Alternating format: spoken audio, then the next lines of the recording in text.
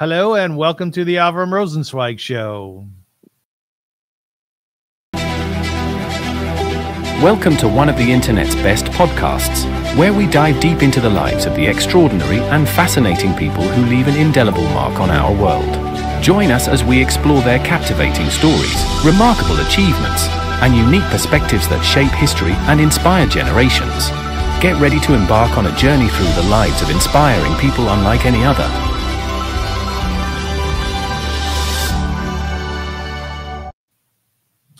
Hello, I'm Avrum Rosensweig, and this is the Avrum Rosensweig Show. Thank you so much for joining me. I'm delighted that you are here. You know, there's something that I love in life, perhaps more than almost anything else having to do with my podcast, and that is meeting an absolute stranger and getting to know them through an interview. Now, listen, we've all had similar experiences in one way or the other. It may not be through a podcast, but it might be at your local plaza or your supermarket where you bump into somebody in the freezer section. You go, excuse me, or here in Canada, we're sorry a lot. We apologize all the time. And then you start to talk a little bit. You notice the stunning, amulet that they have. And I have a similar one. And things open up and you get to know slowly but surely this individual who only moments ago was unbeknownst to you. This is a beautiful concept because we live in a world with 8 billion people. 8 billion people. And as I've said before, in our lifetime, we will meet but 10,000 people. 10,000. That's what studies say. That's not a lot percentage-wise of the 8 billion. So people who live in provinces in China or in Ecuador or who live in the Arctic, you'll never know them. You'll never see them. You'll never know a thing about them. And you're thinking, okay, so what? Well, the so what is that they share this planet with us. They are fellow citizens. They may be doing something which is so incredibly significant for themselves, for their families, for the world, that it might be a really good idea to get to know a lot of those people. So here's what I've done. I went on Facebook and I started to flip through names. You know how you can do that? They always suggest people to you. And I came across this name, Shayna Rehberg-Paquin. And I thought, okay, let's take a look who this is. Well, she lives in Sefat, Israel. If you've ever been there, it's a mystical town. So that's number one I loved. Number two is she's a mom of not one, not two, not three, not four, not five. In fact, not 6, but 7 children. Her resume is as long as my arm in terms of the work that she's done, where she has lived. She's visited 15 countries, lived in 4 of them, moved 28 times. She has enjoys music, writing, painting, gardening, yoga, sewing, creative recycling. I don't know what that is. That's throwing out garbage in a certain way, I guess. And collecting knives. It's a spot thing. What is it? It's a spot thing. It's a spot thing. I want to learn about that. Okay. And collecting knives and teapots, all good by me. And the list goes on. So this show is all about getting to know a stranger. And that stranger's name is Shayna Rehberg-Paquin. In fact, she has more last names than that. And it is a delight to have her on the show. How are you, Shayna? I'm doing all right. Thank you. Thanks for having me here. Yeah. How did you feel when I got in touch with you and I said, why don't you be a guest on my show? I mean, it was a little bit like out of the blue, but I'm really happy to reach out and connect to more people, especially with my latest project that I'm doing. Which is what? Bringing safe shelters to preschoolers, bomb shelters. Wow. And that's on top of all the other things that you're doing. Just a little thing on the side. Did you ever get tired? Yeah, but then I sleep. Like how much would Eventually you I sleep. I might not always. Like there are some nights where it's like 4 or 5 hours and then I'm up and running again. But like when I really, really get tired, I do know how to just like turn off my phone. First of all, thank God for Shabbat, right? Because that is when I refuel the most. Yes. And it's really good, important to be able to, well, these days I can't really turn off my phone even because we do have sirens pretty regularly, on and off. But like Shavuot morning, we were woken up at 5:30 in the morning, had to scoop up all the kids and run to our shelter. But even during the day, sometimes being able to just like put my phone aside for a couple hours and recharge. It is important to know how to have those boundaries and to refuel. I'm effectively going to refer to you throughout this show as a good example of type A woman. Okay. I'm going to call you that. And I want to explain to our viewers what that kind of means. And I want you to respond to the following. I'm going to read you something. All right. Okay. Women who have many children are deeply involved in volunteerism, and work often exhibits remarkable resilience, compassion, and organizational skills. So not only your mom, but you also do volunteer work, and you have your regular job. They're adept at multitasking and managing their time efficiently to balance the demands of their family, their community service commitments, and professional responsibilities. Is that you so far? Yeah, I would say that fits. There you go. Good. I'm happy that worked. Their days are typically filled with a blend of nurturing their children, attending school events, coordinating household tasks, and actively participating in various volunteer activities or professional endeavors. Despite the busyness, they often radiate a sense of purpose and fulfillment derived from making a positive impact both within their own family and in their broader community. Finally, these women are often admired for their ability to juggle numerous roles while maintaining a sense of grace and determination. Are you graceful? I like to think so. Oh, okay. Like a ballerina. I try. Okay. You may prioritize. Every once in a while, I get a little bit Israeli. Only when I have to, though. What is that? What is getting Israeli? Well, like a cactus, right? Like that's the typical stereotype. It's like this tough exterior, but a sweet, juicy inside. And I have to say that honestly, I really prefer to just be like this polite American most of the time, as much as I can. But there are some times when people will come in and just like start walking over me, maybe because it's a woman, maybe because I'm an immigrant, for whatever reason it is. And then when I have to, I get prickly. Yeah, that's right. So the example is Sabra or a Sabar, which is what we call really indigenous Israelis. You're right. So they're like a cactus. They're really prickly on the outside. You go away from here, right? And then on the inside, they're very sweet and, like you said, juicy. That's a great word. Yeah. Right. Okay, let me finish this. They may prioritize self-care, recognizing the importance of maintaining their own well-being amidst their hectic schedules. Their dedication to their children, their community, and their work reflects a deep commitment to contributing meaningfully to the world around them. This is, by the way, I got this from AI. Have you used AI at all? I've dabbled in it just a little bit. Yeah. Okay. It's phenomenal, just phenomenal. I'm worried, like everybody else, about it taking over our world. But in terms of putting together ideas and thoughts that I can use for the show, it's been very helpful. So do you take good care of yourself? I haven't always. So I got married the first time when I was 18, and it was a very unhealthy, unbalanced relationship. And I did not take care of myself. And in the end, I was this like hollowed out shell of a person that just, nullified myself to the other. And once I rediscovered myself and went through a few years of therapy and got into a healthy relationship, thank God just had my 7th anniversary.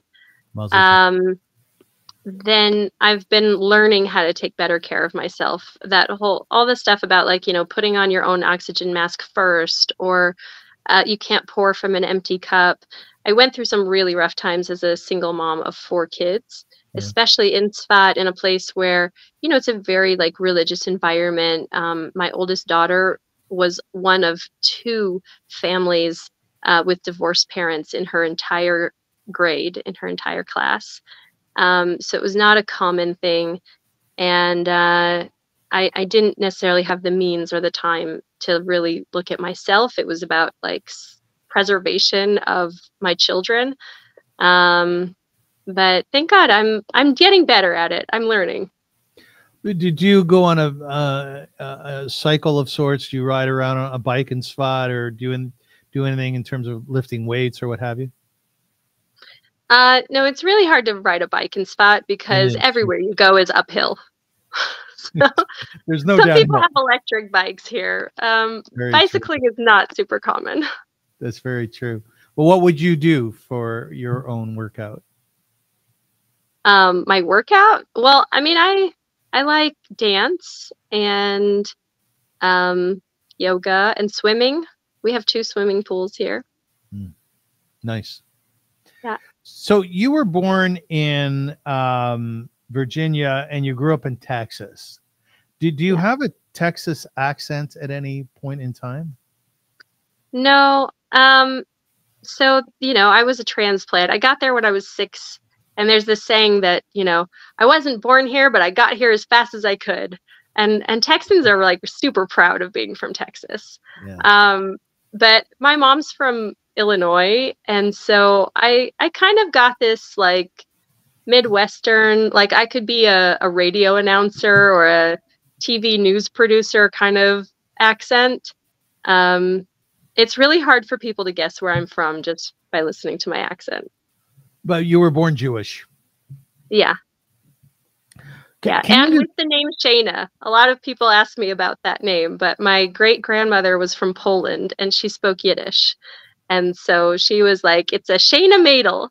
Yeah. And she suggested my name. And I'm not Chabad, although I get questions about that. Like in Texas, I did not know other Shaynas. And here now in Sefat, I'm like so not used to there being actually other Shaynas around. But apparently it's a thing. Shayna means what? Pretty. Yeah. Yeah. So is that your only name, your first name? Do you have a Hebrew name that's the comparable? No, I'm actually the only one of my siblings that does not have a Hebrew name. So I'm Shayna Nicole. Nicole being French, which is a nod to my birth father who was from France. And Shayna Yiddish. But all my siblings, I have 2 brothers and sisters, and they all have Hebrew names. Now there's a Canadian component to the show. Your husband now is French Canadian. Yeah, I mean it's his grandfather's grandfather, so it goes a little far back. But good enough. Paquin is definitely a French Canadian name. And where did you meet? We met through a friend who made Aliyah from his community in Florida to my street in Sefat. And she got to know me and had known him and was like, I thought of someone for you. I'd like to introduce you. Mm-hmm. And I'm like, okay, sure. I'll meet him, whatever, And she's like, well, he's in America. And I'm like, no.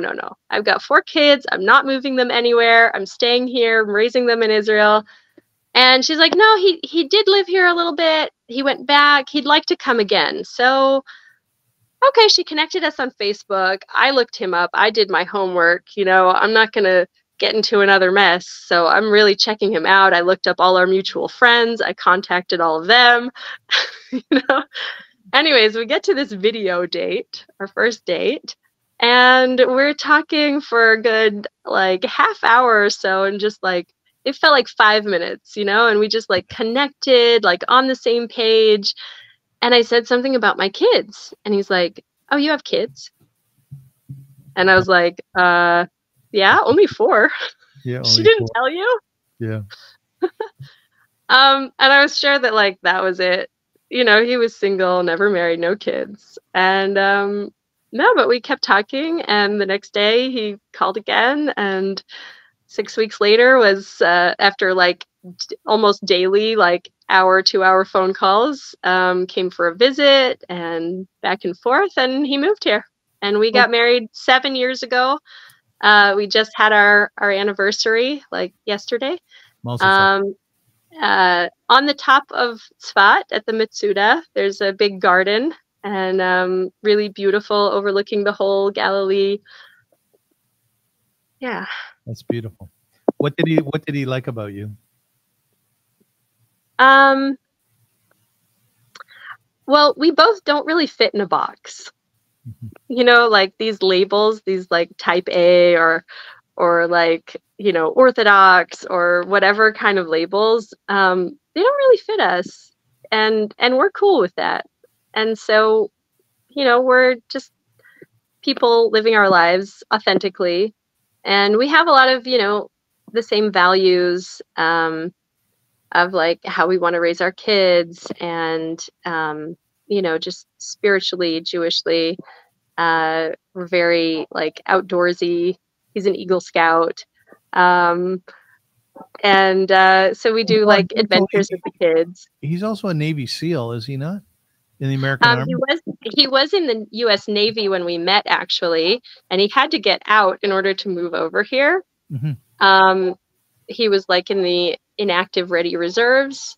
So then he moved here, and then he switched over to the Army. And he's now a chaplain candidate and an officer in the U.S. Army Reserves. So his base is in Germany, and he does travel there every so often. But his civilian job, the rest of the time, is he's an adventure and rappelling guide. Well, is he in Wiesbaden in Germany? No, Kaiserslautern. Okay. What did you like about him? Like funny, creative, patient, very like open-minded, but not so open that his brain falls out, but just like, open and very spiritual, but not like judgmental. He loved my kids and they loved him. And for me, that was a huge thing, is really like seeing someone who saw my kids as a blessing and as a bonus to our relationship, because it's a big package to take on, especially with kids with special needs and the whole like complicated, just after a messy divorce with it was a bad relationship. Anyways. Yes, I've got that point. Let me ask so it's a lot to take on. It's a lot to take on. A lot, right? Yeah. And now you have 7 kids, thank God. Well, I have a son, and his name is Noah. He's 18 years old. Thank God. He's a beautiful kid. I always tell him that he's my greatest gift ever. And he's like, in my mind's eye, he's the son exactly that I wanted. He's exactly who I want. You might say, well, you take who you have, but it's true. But he's kind, he's good, he's bright, he's intelligent, great looking kid, good to other people. Like, he has such a neshama. He has such a beautiful soul, And I often think to myself, in my next life, I really want to have a go around with more than one child. I want to see what it's like with 2 or 3 or maybe 9. And I'm wondering, Shayna Rehberg-Paquin, what is it like to be a mom of 7 children? Well, I have to write everything down, because if I don't write it down, I will forget it. And not including birthdays. I do remember all of their birthdays on the Hebrew and English calendars. But like right now we have like 4 year-end school parties and 3 birthdays just in the past month, and a high school graduation, and a child going into preschool for the first time in September, and it's just a lot. And then there's dental appointments and doctor's appointments, and I have a son who's doing martial arts, and oh gosh, I think his wrist might be something again, who knows. Yeah. So there's just like a lot to keep up with. So Google Calendar is my best friend. Well, second best friend. My best friend is the dishwasher. Mine too. Yeah. Do you stack dishes really well? Do you know how to do it? Oh yeah. You're really good at it. Is there a trick? Tell us. But you know what? My husband actually does most of the dishes. Does he? Yeah, that was really one of the reasons I married him, honestly. I get that. you run very deeply, your soul does, I see. No, there's a trick. There's a trick to washing dishes well. No, but the first time that I had him over to meet my kids, actually, he came for Shabbat dinner. Like we had been, he had been in the country a little bit, and we were going around and meeting up outside of like when my kids were at school or when they were asleep. And then I was like, okay, I'm going to introduce them. And he came for Shabbat dinner, and it was like such a chaotic event. Like the delivery people came and dropped a bottle of grape juice in the stairwell, and like he went out and cleaned it up, no problem. And then like two of my kids started fighting during dinner. One of them, I think, like wiped some boogers on his plate or something. I don't know. That was another story. I love that. But I got up. I'm like putting kids to bed. I come back and like he's cleared up and washed the dishes. Really? And just like we sat afterwards and had tea together and talked. And it was like, yeah, somebody who can go through all of that gracefully.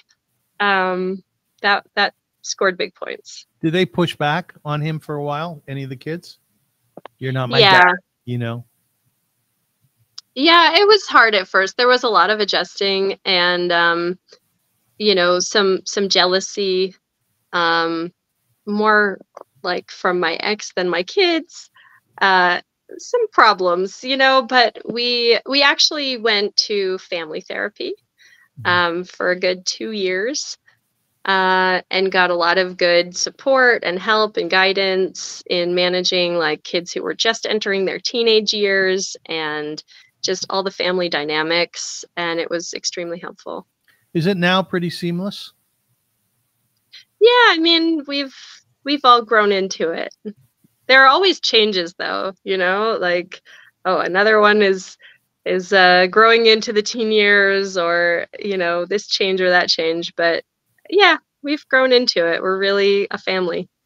So I get the complexity of the scheduling. I understand that because I have, you know, doctor's appointments too that I have to take my son to. His graduation's coming up. We have to book off lots of time to get his manual. He's taking scuba diving this summer. We got to drive downtown and get it. So I get that. And then yours is times 7. I mean, now you have 2 adult kids, so times 5.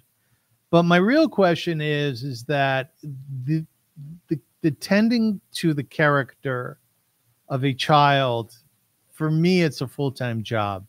And I am blessed in that way that I can give all of my energy towards my son and help him develop as a human being. So God willing, one day he'll be on his own. He'll know how to live decently, and he'll know how to learn and develop more. So I guess that really is what I am curious about. Can you nurture all 7 of the kids, their character, their soul, their spirit? That must take the real work, doesn't it? It's definitely a lot of work, especially when they are little and during the teen years. That's like another kind of crunch time.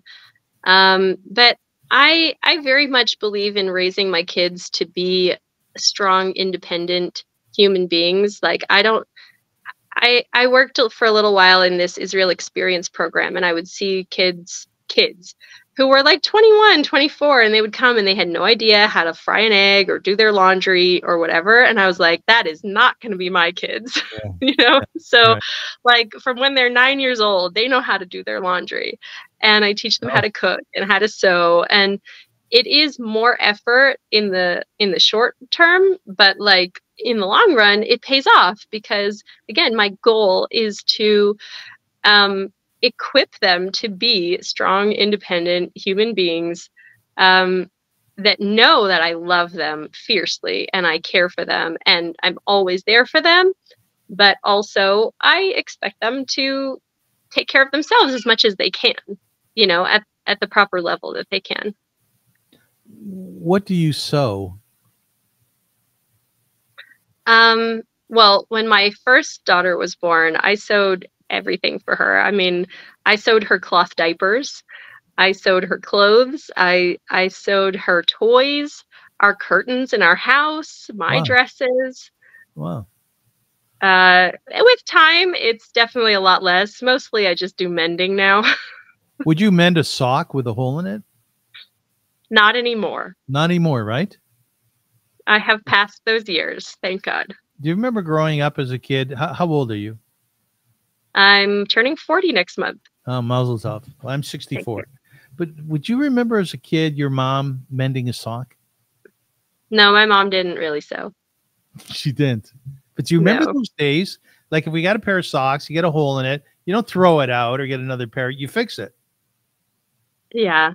So I spent a couple of years living out in a caravan in the desert with my first two kids and my first husband. We lived off of about 2,000 shekels a month, Mhm. which is not much for a family of four.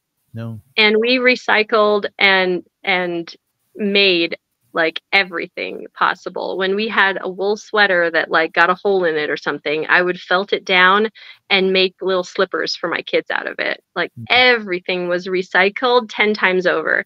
And I still have one stuffed camel that used to be curtains, that used to be something else. That's And beautiful. I've saved it all these times, and I just like unstuff it when I move and stuff it again when I get to my new place. And Oh, it's that's been fun. with us for a long time, 21 years, 20 Shayna, years. Shayna, you have a lovely spirit. You know, you're a lovely person. Oh, Getting to thank know you. getting to know the stranger a little bit. How was it living in the desert with your two kids and your ex? It was very isolated. We were one of 7 families out on a little hilltop town.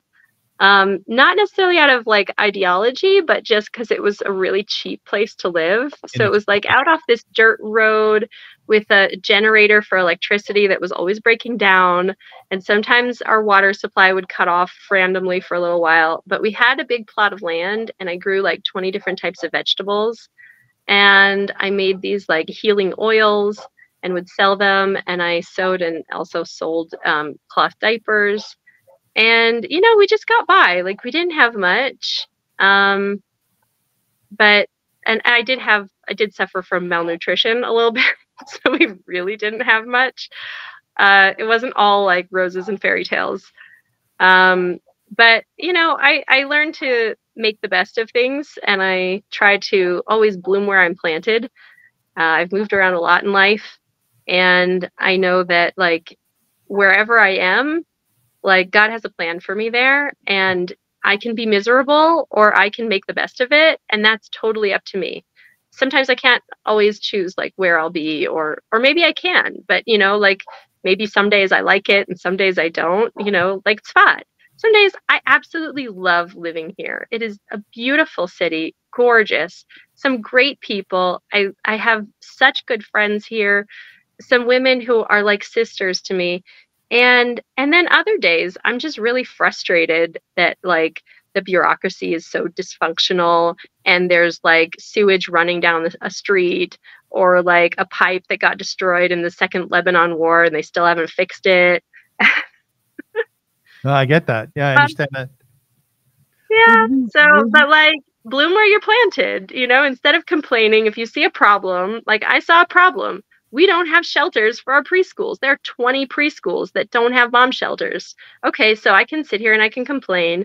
And I did plenty. I turned to the city and I turned to the Homefront Command and I called the Knesset and I did everything I could, and there was no answer and nobody was doing anything. So my friend and I we have this nonprofit, Sparks to Life, that we started 4.5 years ago together. And we just decided, well, nobody else is doing anything, so let's just get started in the meantime, right? And like we worked really hard. We got the first shelter in. It was for a special needs class of children on the autism spectrum that had been removed from their preschool because it wasn't safe for them, and they were in a place that was not like suitable for their needs at all.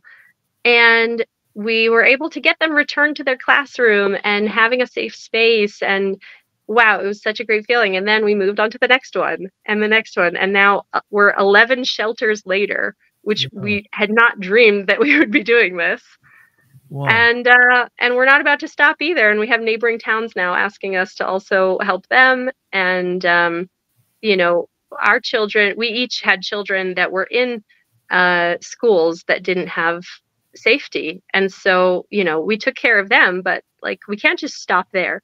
Like it's not enough for us that our kids have safety. We want all the kids here to have it. And, you know, maybe some of the other parents at those schools, you know, don't have the same connections or resources or tools to do the fundraising or to do the promotion of it, or you know, coordinate it. It's a really big effort, like huge. Can you, can you, Um, can you explain this to me? We're talking to Shayna, whom I have positioned as a type A woman. She kind of agreed, didn't agree. It doesn't really matter. The point is she's busy, 7 kids, etc. Just explain to me practically. It's, let's say, Monday, right? You got to get all 7 kids off to school, or 5 kids now. And you have to make sure that everything's in place. You take care of your needs, your husband's needs. At what point in time do you turn to this volunteerism, this nonprofit that you started, building more shelters for preschool? Like, where does that fit into the day's schedule?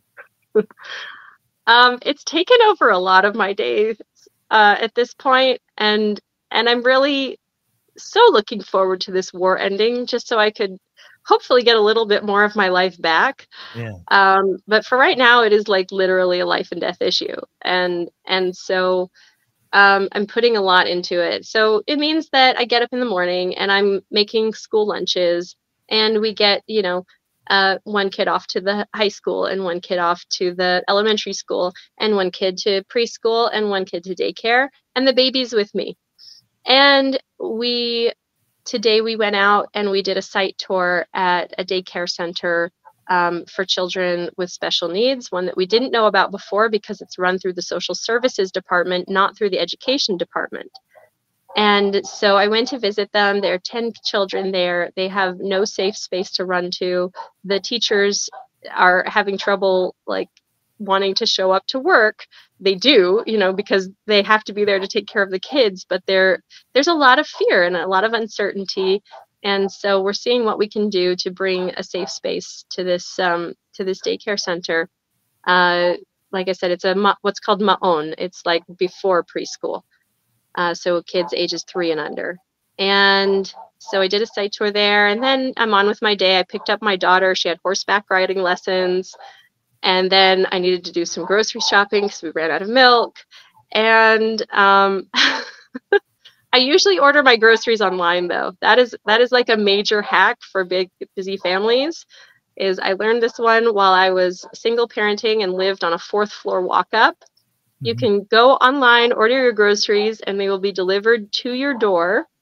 And you do the online ordering. It could be 11 o'clock at night in your PJs. You're running back to the fridge. Do I have cucumbers? Yeah. Do I need more pears? And it's great. So I mostly do that. But I had to actually go to the grocery store today. And then I come home and I'm answering messages and, had some phone calls with some city officials, and in between changing diapers and sweeping the floor and putting away the laundry and making dinner and now here I am talking to you. My husband did bedtime tonight. He read them some stories, and that's a day. There's probably some more laundry or tidying up to do when I'm done with this call. And then tomorrow we start it all over again. Yeah, we start again. The sun rises. I'm very honored that you found time for us. I really am. What do you make for your kids' lunches? Well, it depends. Today I did tortillas with melted cheese and pears and plums and cucumbers. And some days I get a little fancy, and we have these like little cookie cutter type things where you can make like dinosaur shapes out of the carrots or apples. I don't do that every day, but like sometimes it's actually kind of fun. Nice. I am an artist and a singer. And I love doing those things. And unfortunately, I'm finding less time to do them right now during the war, especially.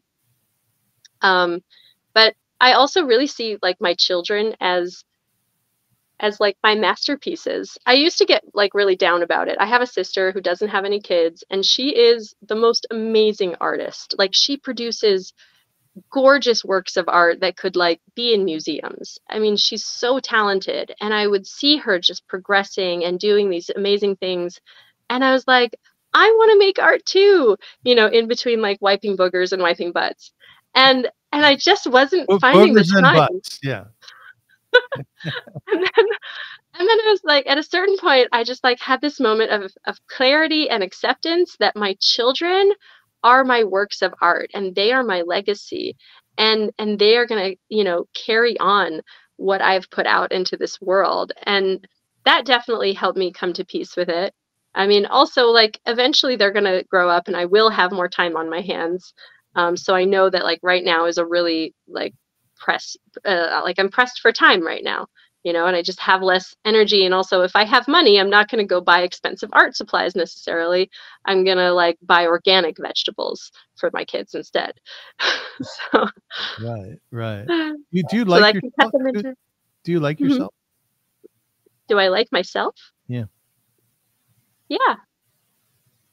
Yeah, I think it's important to love yourself because we have a mitzvah to love your neighbor as yourself. So if you don't love yourself, you're not going to be loving other people. Excellent. And in order to fulfill that mitzvah, we have to first accept and love ourselves, Very even with our faults and flaws, even with the mistakes that we make.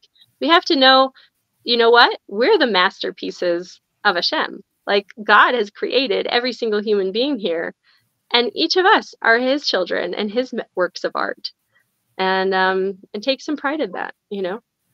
There's a beautiful theory in sort of the self-help Jewish books, that state, so we were created in the image of God, so there must be something really good about us. And if there is, that we're in the image of God, we should embrace that and like ourselves and love ourselves, as you were saying. And I think that's a really interesting piece. Yeah. Can you Yep, explain? and recognize the humanity in everyone. Yes. You know, even people who we might think of as enemies, this can be hard, right? So we actually just had a mural dedication recently in Sefat, an Iranian-born artist who escaped to the U.S. As a child with his mother. He made a beautiful work of art with 4 women. 2 of them are Israelis who died on October 7th, and 2 of them are women who represent the Iranian Revolution. And all of us are really living under the oppression and attacks of this fanatical regime.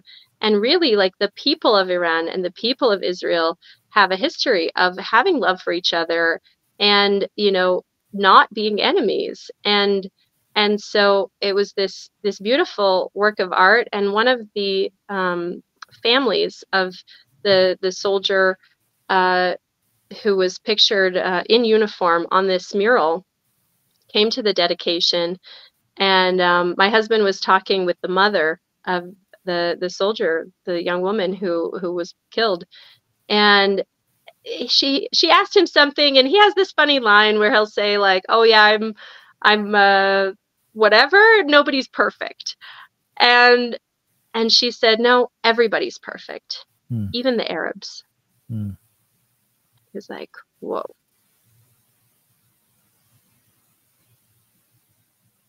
See, And I don't even have words to follow that up because I stayed with the silence. I want to see where you would go with the silence. I know. It was a really, really powerful meeting with that family, and I'm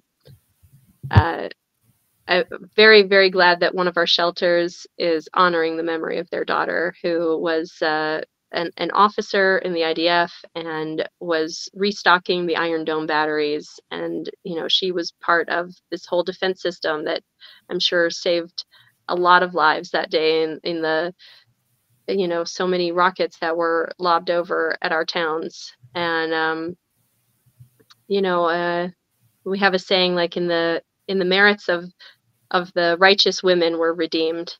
And so we really hope and pray, like, you know, may her merits protect us once again as rockets are falling in Sefat and around Sefat, you know, not so unoften. Amen. Explain to us your Judaism. Hi, Judaism. Well, again, I don't really go for like labels and boxes.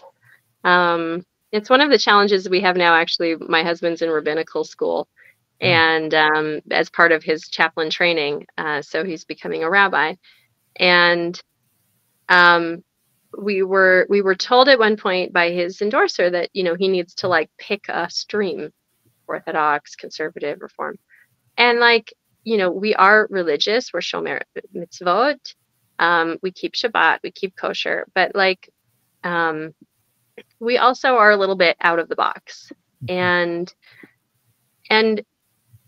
I'm very firm on like, we don't have to fit in a label and we don't have to fit in a box. And there is something now called, you know, well, there's pluralist, but there's also post-denominational.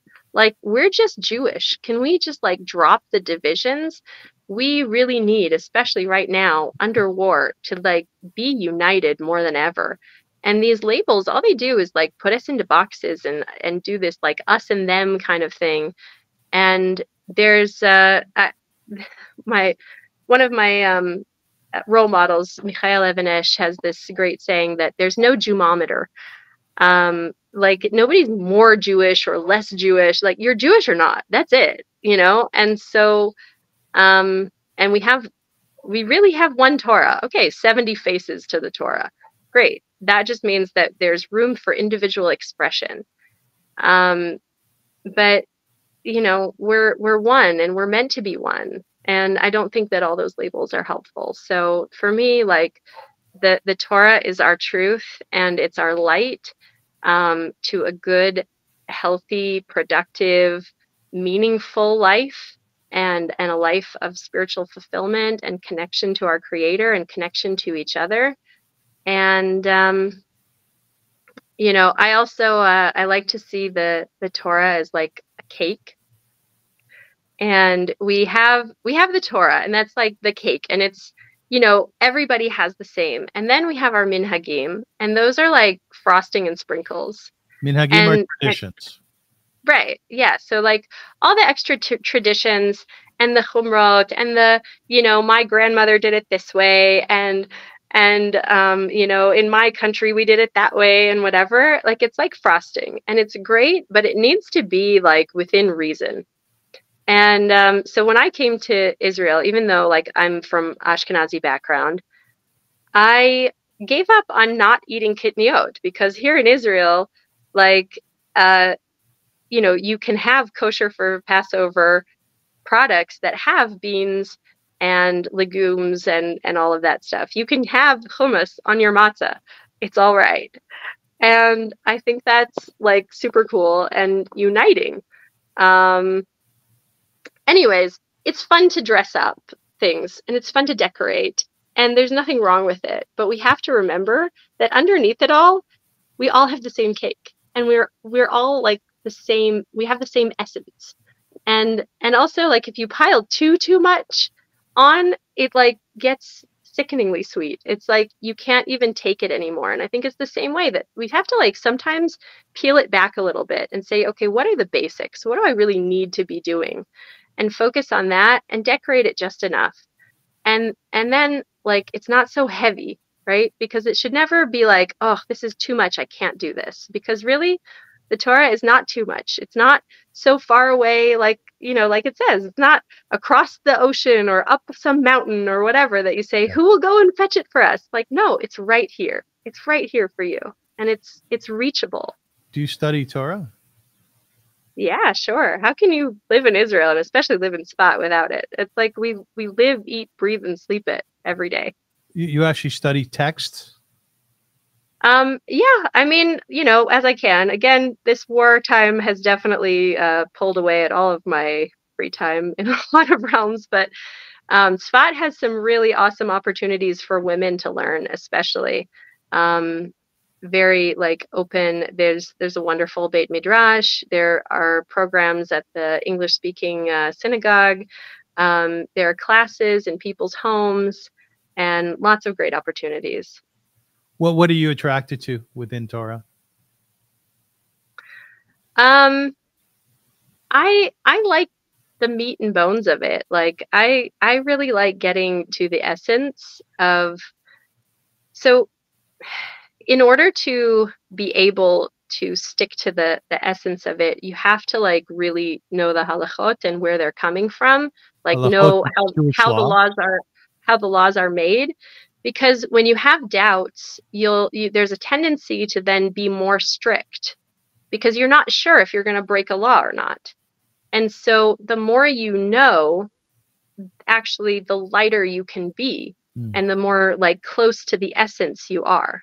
It takes a lot of knowledge to do less. And very nice. I find that fascinating. Very nice. Were you smart in school? Did you do well? Good grades? I was homeschooled. Oh, you were homeschooled. Yeah. That answers a lot of questions. You come from it does. You come from a very organic background, don't you? My mom was a crunchy hippie, like street She's musician crunchy, in right? Mexico. Yeah. Well, I can see that all over you. I mean, that's very clear, right? We're talking about Sefat. We want to tell people a little bit about Sefat, where you live. There's about 40,000 people.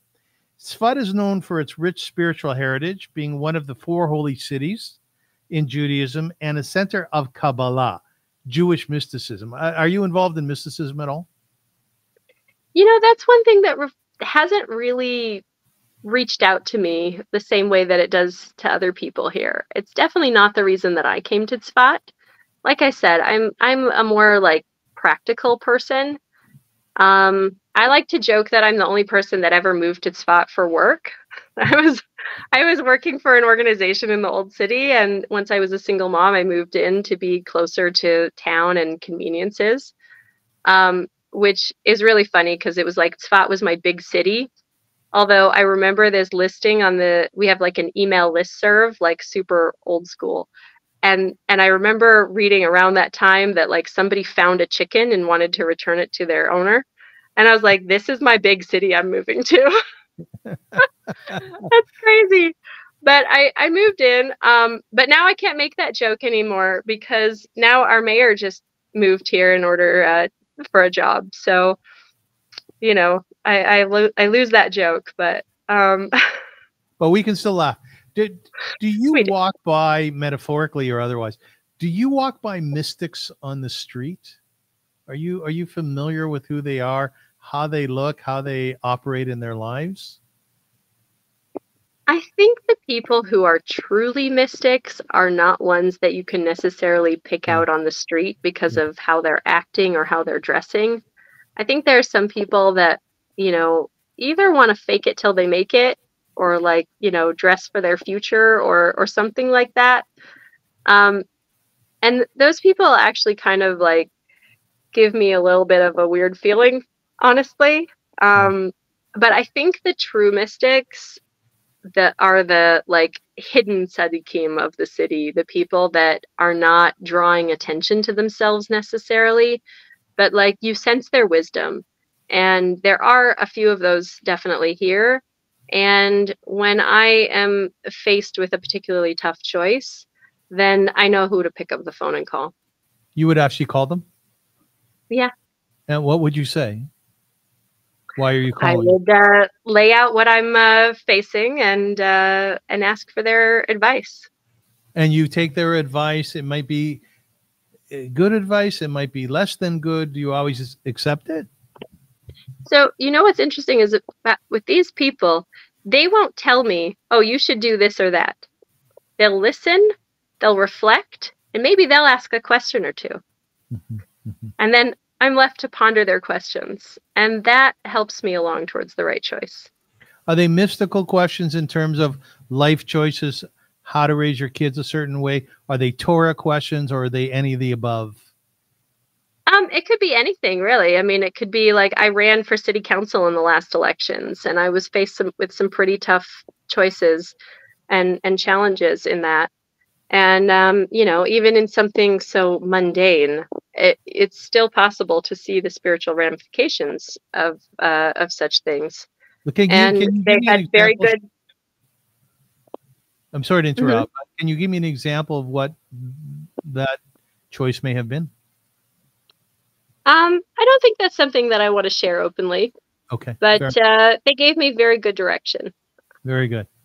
Yeah. Well, it's all fascinating. Now, the compelling thing, too, about Sefat, thank you for not answering one of my questions, by the way. It's all about boundaries. It puts me in my place.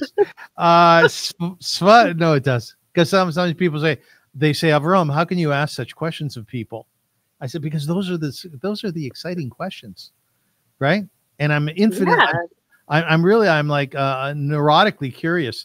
So now that you won't answer the question for me, I'm going to be thinking about it all night. It's going to make me nuts. Oh man, no, we love questions though. Like you should see our Passover seders. Yeah. Anyone who asks a question, gets a few chocolate chips. I keep like a cup full of chocolate chips next to me, and I'll hand them out to anybody who asks a good question. Even if we don't find the answer to it, they get it. I also throw marshmallows at people's heads for hail. Do you ever give out caramel chocolate chips? No, I don't think we have those. We have those here in Toronto, caramel. They're very good. Mm. Tell me if you know any of these people, if you know any of their backgrounds, if you've learned anything about them. Listen to some of the people who were born in Sefat. Isaac Luria, 1534, 1572, died a young man, also known as the Ari HaKodesh. Isaac Luria was a renowned Kabbalist. And when we say Kabbalist, we mean a mystic who founded the Lurianic Kabbalah school of Jewish mysticism. His teaching had a profound influence on Jewish thought and spirituality. You know anything about Luria?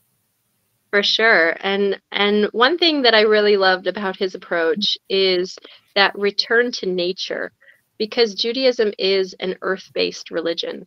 We're very much in tune with the seasons, with the harvest festivals, with the cycles of nature and the rhythms of nature. And he was like, okay, Shabbat is coming in and we are sitting here indoors. There's something wrong with this. Like, we shouldn't just be sitting here waiting for Shabbat to come to us. No, we should run out to greet it, meet it in the fields, welcome it in like a beloved bride. Mm-hmm. And that, I think, is a really powerful gift that he gave to reignite that idea of Kabbalat Shabbat, receiving the Shabbat, that it's not this passive receiving. No, we're running out because we're so excited to greet it. That's beautifully put. Very, very well articulated. Just for my own real edification, do you know that on the high holidays, Rosh Hashanah and Yom Kippur, I launched a shul, a synagogue of my own, which is called the Forest Synagogue. And I take about 35 people into a forest nearby, and we go in there and we pray somewhat traditionally, somewhat organically. At some point during the prayer, I tell everybody, go find yourself a tree and hug that tree, if you will, but feel the energy of it and look at it and see how sturdy it is and see the growth over the generations of that tree and learn from it, right? And strengthen your relationship with God through it and with humankind and with the earth. So I understand your point about Isaac Luria. Let's get out there and feel nature, right? Yeah.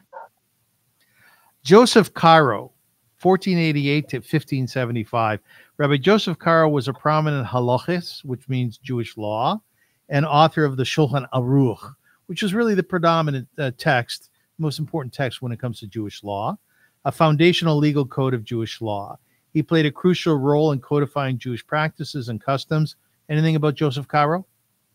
For sure. Yeah. There's a shul named after him here in Sefat, and most of the Shulchan Aruch he wrote really like in Beria. There's like just outside of Sefat going up towards Beria where our Iron Dome defense missiles are. Yes. So yeah, it's I mean, an epic work of halachic masterpiece, and something that was really about unifying people. Yeah, very much so. Yes.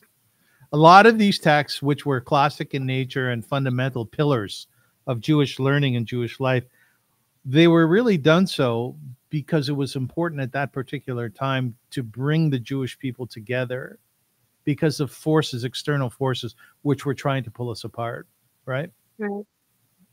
Unfortunately, that's sometimes what it takes to bring us together. And my prayer for us really is that when this war ends, and may it end very soon, even tomorrow would be fine with me, even tonight, that's all right too, that we should retain this sense of unity and togetherness and love and care for each other. Amen. In the early days of the war here in Sefat, we had like a whole lot of nonprofits actually come together and join forces to achieve certain projects together. And it was really amazing to see how just the walls broke down, and any idea of like, competitors or, conflicts of interest or whatever, it was all just dropped, and people just got up and linked arms and pushed forward. And I really hope that we see that unity continue. Amen. A couple of things. We're closing in on the 1 hour mark. Here are the things that you love. You love music. Will you sing a song for us? Oh, right now? In a moment, will you sing a song for us? Do you have a song request? I don't care. I'm Yisrael High, whatever you want. But that means yes. You love writing, which is great. You should write. You're very articulate, and I can only imagine how exciting a book of yours will be. Painting. I'm a painter too. Gardening. You love to garden. Do you live in an apartment or a house? So it's like 3 apartments together in a big house, sort of. And we're the ground level, but also the top floor. There are 2 apartments under us. So it's almost like having a private house, and we do have a garden out front. And I really love that. I have like a huge passion fruit bush, and I grow greens and herbs, and it's really nice. Do you like your house? I do. Yeah. Do you like We're renting. Like someday I really want to buy a house. That's been my dream all 20 years that I've been in Israel, that someday I would really, really like to buy a house. We'll get there. Good stuff. And we'll come visit you. All right. Yoga you like? Have you ever heard of Lululemon? I've heard of it, but I honestly have no idea what it is. Yeah, it's a Canadian company, and they make yoga clothing, and apparently they're the best. Sewing we talked about. What's creative recycling? Oh, so we have this thing in Sefat where every year, for the last few years, we have like this Trash to Treasure festival, and it's actually an artistic competition of going out and picking up trash. So it's like cleaning up the environment, and then you make something out of that trash. And the first year that I entered, I actually got like 4 of my kids to work on the project with me, and we like pulled stuff off the side of the road, and like broken furniture and like plastic bags that the wind had swept into our front yard. And we made these flowers out of the trash bags, and like just all kinds of, turned it into this whole like scenic landscape on top of an old desk that had like grass and flowers made of all, like grass made from paper, or the flowers out of plastic bags. And then we wrote like all over it all these different like fun facts about what percentage of Israel's wastewater is recycled, and how many plastic bags are used per year. Wow. And things like that. And we have used some of those flowers every year since in our competition, and we compete every year as a family. Oh, that's beautiful. Tell me about the knives and the teapots that you collect. Oh, so that's like a fun thing from actually my teenage years. I have like a small knife collection, which, people think of that as being like really weird when they hear, usually, because I'm this like, kind of delicate looking feminine person. And I do love my floral dresses and my teapots and my paintings. But I think knives and fire are like really cool. And I used to have a sword, but it wouldn't fit in my luggage when I made Aliyah. That could be the name of your book. The sword wouldn't fit. That's great. I love that.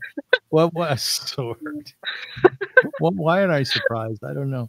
All right. Let's sell costumes and go to the Renaissance festivals.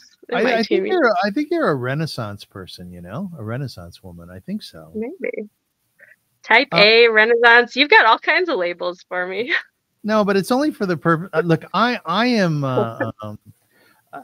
I don't know, like I feel like I'm on the spectrum sometimes. I really do. So I have to label myself. I really do, in order to nail my own personal identity, right? Like I'll give you an example, Shayna. At some point in time, I thought about the things that I do that are very disheveled, that are very dangerous sometimes, that aren't safe, whereby, like, when on Shabbat, Friday night, do you take all the dishes in at once, or will you do it in 3 steps? Take them where?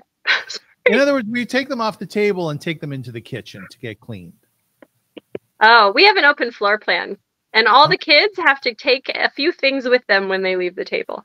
Okay, so my point is that I was of the ilk where I would take all of the dishes in my hands once, and they would break. Some would break. Oh. So I called that Avrum 1.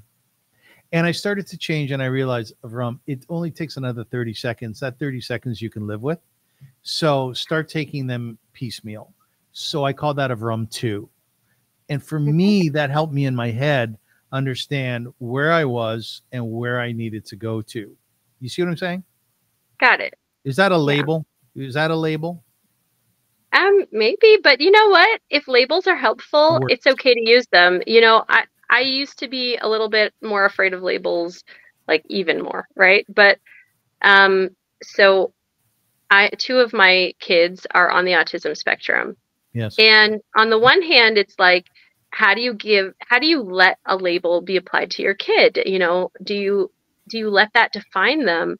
Is it better to not get them tested? Is it better to be in denial about it? Which was, you know, kind of the approach of my ex with them. And I wanted to get them tested. And actually, I wanted to know what is their label, so to speak, because then we know what we're facing, and then we can actually like tackle it and help them through the challenges that they're having. You know, if they don't have a label, they can't even get in to like a special learning program that's actually going to be suitable for them, instead of a place that's not suitable and just like makes them depressed and feel like, oh, I'm not smart enough. I can't do it, you know, instead of being in a place that's supportive and gives them the right tools to succeed. Right. Exactly. That's my point. Yeah. Yeah. Labels can be good too. They can be. True. Shayna Rehberg-Paquin was once a stranger to me, but in the last hour that has changed.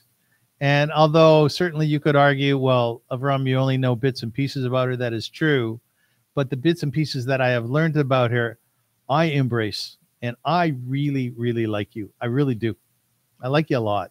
Thank you. You're a magnificent human being, really. Bringing tears to my eyes. Aw. Really, like you're so well to be here.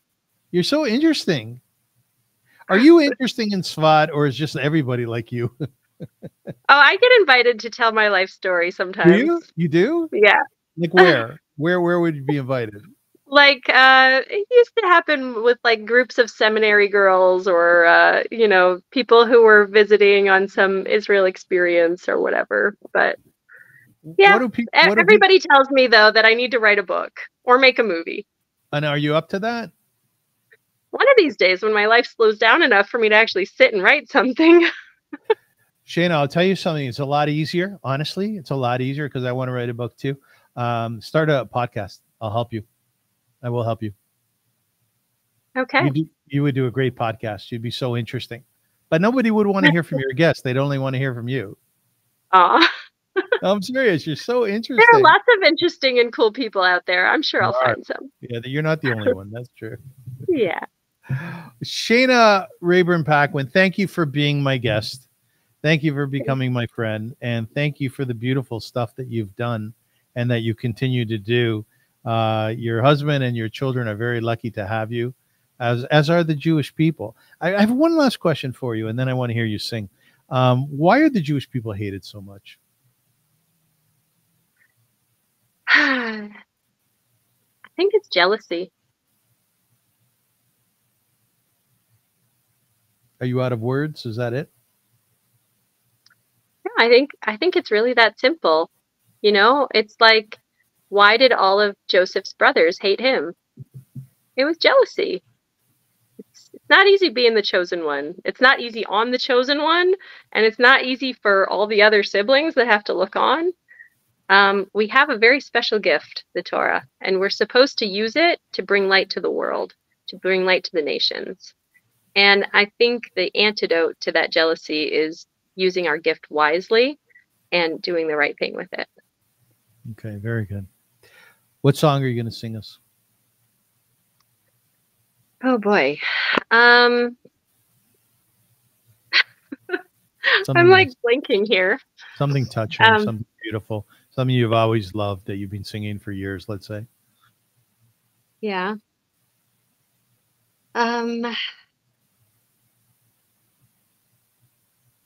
Wow, I have like so many things racing through my head.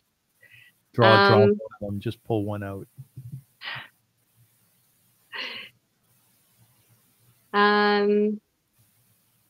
So there's a really beautiful song that I sang recently when I hosted a Yom HaAtzmaut Seder. And yeah, that's irregular and it's a new thing, but we did that.